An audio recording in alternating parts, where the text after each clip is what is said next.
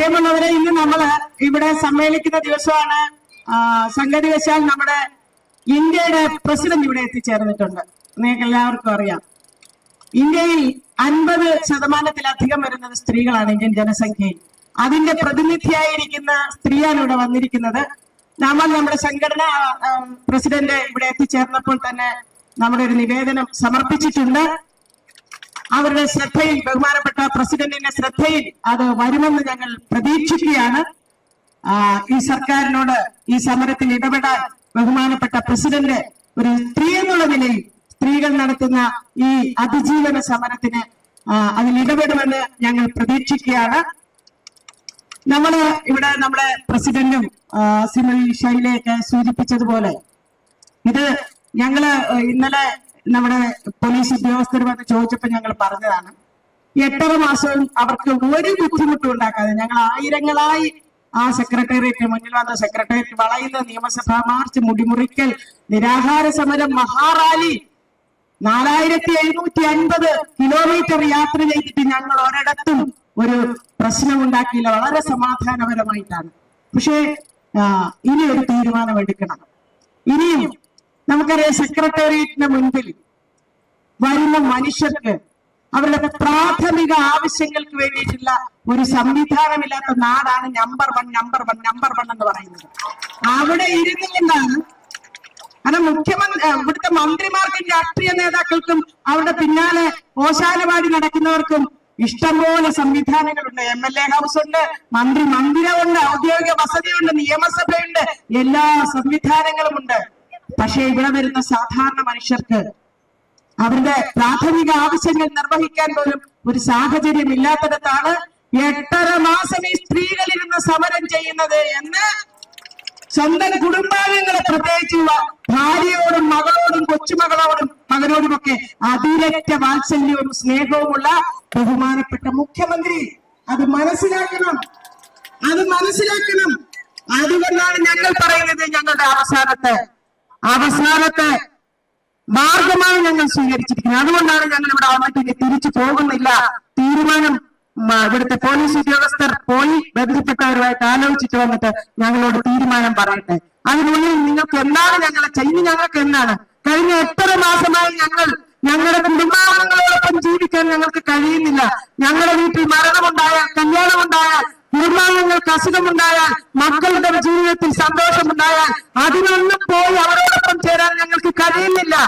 ഞങ്ങൾക്ക് നിരവധിയായ ആരോഗ്യ പ്രശ്നങ്ങളിൽ തെരുവിലിരുന്ന് വെയിലുകൊണ്ട് പൊടി ശ്വസിച്ച് മഴ നനഞ്ഞ് നിരവധിയായ ആരോഗ്യ പ്രശ്നങ്ങൾ, ഇതെല്ലാം ഞങ്ങൾ സഹിച്ചുകൊണ്ടിരിക്കാതെ ഇന്ന് ഈ സമരത്തിന് വരേണ്ടിയിരുന്ന നമ്മുടെ ആറ്റിങ്ങൽ ഉള്ള നമ്മുടെ ഒരു ആശാ സഹോദരി മരണപ്പെട്ടിരിക്കുകയാണ്. എത്ര സഹോദരങ്ങൾ ഞങ്ങൾ ഇതിനോടകം പാലക്കാട് ആമ്പന്നൂരിൽ ഒരു ആശാ സഹോദരി മരണപ്പെട്ടിരിക്കുകയാണ്. ഇതൊക്കെയാണ് ഈ 8.5 മാസമായി ഞങ്ങൾ ഞങ്ങളുടെ ജീവിതത്തിൽ അനുഭവിച്ചു കൊണ്ടിരിക്കുന്നത്. അട്ടൂർക്കായി നമ്മുടെ സമരത്തിൽ സജീവമായി നിന്നിരുന്ന സുധർമ്മ എന്ന് പറയുന്ന ആശ ഒരാഴ്ച മുമ്പ് 55 വയസ്സുണ്ടായിരുന്നു. ഒരാഴ്ച മുമ്പ് മരണപ്പെട്ടു. ഇവർക്കൊക്കെ എന്ത് കൊടുക്കുന്നു നിങ്ങൾ?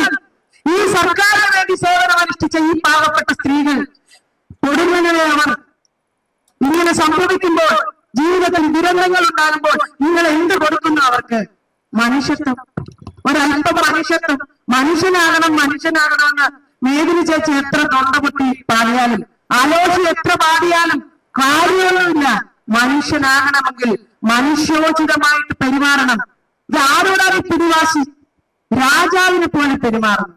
ഇങ്ങനെ നിങ്ങൾ കണ്ടില്ല, അദ്ദേഹം പ്രസംഗിക്കുമ്പോൾ മൈക്ക് ഒന്ന് ശരിയാക്കി കൊടുക്കാൻ അദ്ദേഹത്തിന് പൊളിറ്റിക്കൽ സെക്രട്ടറി ഭയന്ന് അങ്ങോട്ട് പടക്കം പൊട്ടിക്കാൻ നിൽക്കുന്നുണ്ട്. ഇങ്ങനെ കൈ കാണിച്ചിട്ട് നല്ല പേടിയായി. കാരണം എന്താണ് പ്രതികരണം എന്ന് അറിയാൻ പറ്റത്തില്ല. അതുപോലെ ഇങ്ങനൊരു മനുഷ്യൻ പെരുമാറും. എന്താണ് സംഭവിച്ചുകൊണ്ടിരിക്കുന്നത് ഞങ്ങൾക്കറിയത്തില്ല. കേരളത്തിൽ ഞങ്ങളെ കാണാൻ വരുന്ന, ഞങ്ങൾക്ക് ഐക്യദാർഢ്യം പ്രഖ്യാപിച്ചു വരുന്ന, ഞങ്ങളോട് സൗഹൃദം പങ്കിടാൻ വരുന്ന മനുഷ്യരെല്ലാരും ഞാൻ ചോദിക്കുന്നത്, ഈ മുഖ്യമന്ത്രിക്ക് എന്താണ് സംഭവിച്ചത്? എന്തൊരു മുഖ്യമന്ത്രിയാണെന്നാണ്. അദ്ദേഹം ചിരിച്ചു കാണില്ല. പത്രക്കാർ എന്നാൽ അദ്ദേഹത്തിന് ഇഷ്ടപ്പെടുന്ന ക്വസ്റ്റ്യൻ അല്ലെങ്കിൽ പെട്ടെന്ന് രൂക്ഷമായ അവരെ നോക്കി കടക്ക് കൊടുത്തെന്ന് പറയും.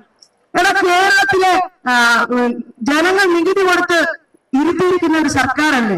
ഇതുകൊണ്ട് CPM പാർട്ടി ഓഫീസിൽ നിന്ന് വരുന്ന കാശ് കൊണ്ടാണോ ഇവിടുത്തെ സർക്കാർ പ്രവർത്തിക്കുന്നത്? ഞങ്ങൾ കൊടുക്കുന്ന നികുതിയാണ്. ഇവിടുത്തെ മാധ്യമ പ്രവർത്തകർ ഉൾപ്പെടെ കൊടുക്കുന്ന നികുതിയാണ്. ഇവിടുത്തെ എല്ലാ മനുഷ്യരും കൊടുക്കുന്ന നികുതിയാണ്.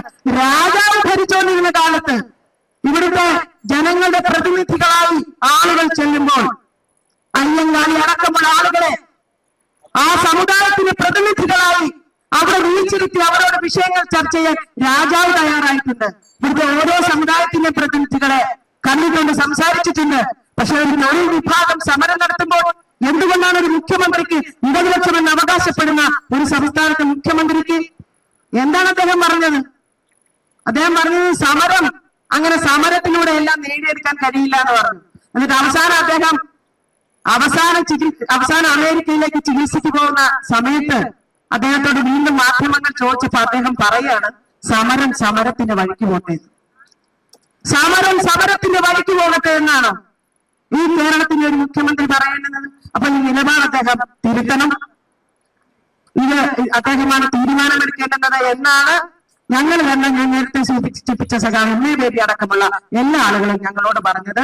കേരളത്തിലെ പൊതുപ്രവർത്തകർ ഞങ്ങളോട് പറയുന്നത്, സാമൂഹ്യ സാംസ്കാരിക നായകന്മാർ ഞങ്ങളോട് പറയുന്നത്, ഞങ്ങൾ അതാണ് മനസ്സിലാക്കുന്നത്, വിശ്വസിക്കുന്നത്. അതുകൊണ്ടാണ് ഞങ്ങൾ ഇവിടെ വന്നിരിക്കുന്നത്. അപ്പൊ അദ്ദേഹം അതിന് ഒരു തീരുമാനമെടുക്കണം എന്നുള്ളതാണ് ഞങ്ങളുടെ ഒരു അഭ്യർത്ഥന.